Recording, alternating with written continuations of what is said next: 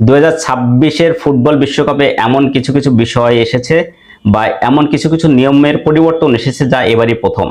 তবে সবচেয়ে বড় পরিবর্তন হচ্ছে এবারে 48টি দল অংশগ্রহণ করছে বিশ্বকাপের আসরে, যা এর আগে ছিল 32টি।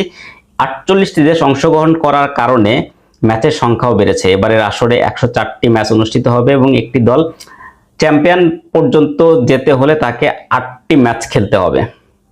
এবারে বিশ্বকাপে আয়োজক দেশের সংখ্যা হচ্ছে 3টি, যা এর আগে ছিল 2টি, কানাডা, ইউএসএ এবং মেক্সিকো। এবারে বিশ্বকাপে প্রথম 2 অর্ধেই বা 2 হাফেই কিন্তু হাইড্রেশন ব্রেক থাকছে, মানে একটা বিরতি থাকবে।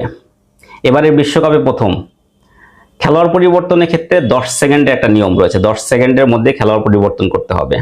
5 সেকেন্ডের একটা নিয়ম রয়েছে যে যদি গোলকিক বা থ্রোয়িং এর ক্ষেত্রে কাউন্টডাউন হবে 5 সেকেন্ড, 5 সেকেন্ডের মধ্যে কিন্তু তাকে সেটা করতে হবে, আদারওয়াইজ কিন্তু রেফারি সেটাকে বা ডিসিশনটাকে পরিবর্তন করতে পারে। খেলোয়াড়দের ইনজুরি বা বিভিন্ন সময় দেখা যায় যে একটা সময় ক্ষেপণের চেষ্টা করে, সেক্ষেত্রেও কিন্তু একটা পরিবর্তন এনেছে। খেলোয়াড়কে অবশ্যই যদি মাঠের বাইরে যায় তাহলে 1 মিনিট পার করে আসতে হবে।